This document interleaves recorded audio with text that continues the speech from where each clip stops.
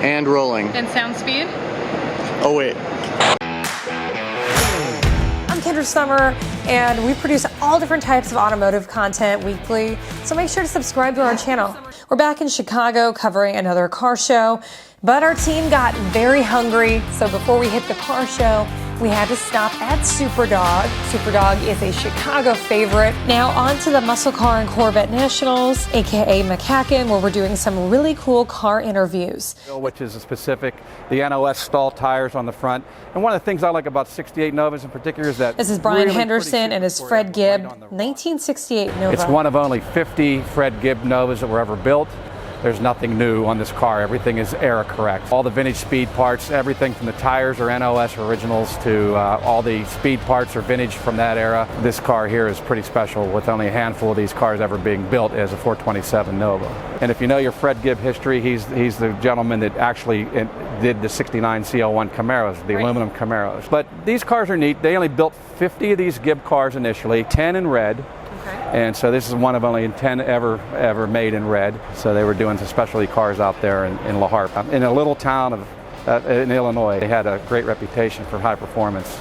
But you know, these cars are really unique. There's a lot of unique features on these cars. But you know, Harold had his own thing and then the Gibb thing. So together they had a nice little relationship with these cars. Sort of like Yanko Chevrolet did in Canonsburg, where they were building special cars. Same thing with Gibb. Again, the 68 Nova is a unique bird. These cars were radio delete, and if it's kind of hard to see, but the dash itself was actually made with no provision for the radio itself. It's just a complete blank piece of plastic in there. They all had deluxe interior because these were the first automatic cars ever with a solid lifter engine. Right. But the 68s are kind of unique. They were still saying Chevy 2. On the hood it says Chevy 2, and then back here it says Chevy 2, but back here it says Nova. So they were kind of confused on what they really wanted to nail down the name of these cars. I saw that actually, and I was going to ask it's like So how'd you end up with this car?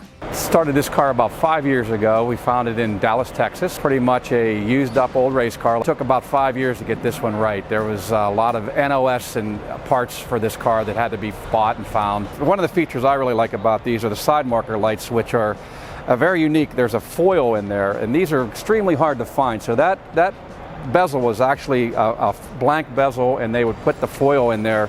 So this car would originally came with a 396 foil, because this car started life as a 396. Oh, wow. So Dickie Harrell would put the 427 red foil. These are basically off the Impala Super Sport line. Right. People do tend to lump 68 to 72 together because they are that same body style, but 68 is really very unique. It's the most popular year of the Nova, isn't it? 68? 69 is a high water mark for most Novas. Everybody likes the 69, but 68 is really where it started with the big block. I got to use this. For a second until I get set up. All good, Bo? Yep. No, wow, this is very clean. Yeah. Can you just kind of go through and tell me about the work that you've done with the engine? Yeah, the engine itself is a 1968 427 block with factory aluminum heads. Dick Harrell had a huge option list of things you could add to these cars. So you just went down through like candy store. I want this, this, this, and this. Well, one of the options was the YN 2.4 intake with the Carter carbs. And Harrell was one of the few racers that actually, what he sold is what he raced. So he was a Carter carburetor guy. This car has a Joe Hunt magneto, which is a little bit unusual instead of a regular distributor. And it's got the vintage Hearst line lock. And there's just a lot of really unique, interesting pieces. Those are Mickey Thompson Super Scavenger headers, original set that are super rare. Like, I mean, what's one of the little details that somebody might not know about this one? Well, there's a lot of 68 Novas are an odd duck to begin with. There's a lot of unique parts for 1968.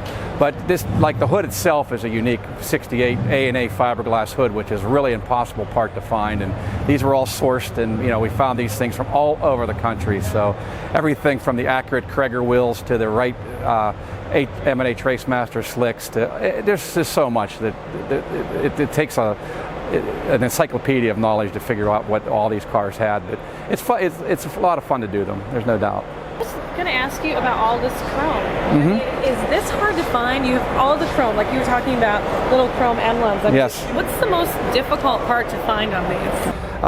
68's unique again. They have the smaller tail light. In 1970, the tail light was about this much longer.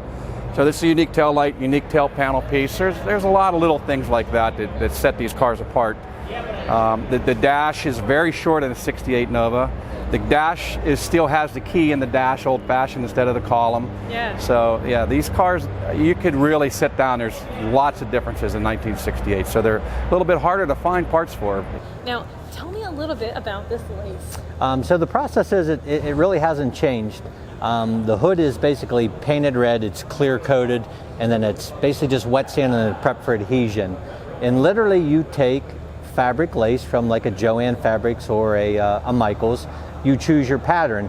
It's laid down tight across the hood in tape tight, and then you just tape your edges. You take your candy color, you lightly spray the gold candy over top of the lace.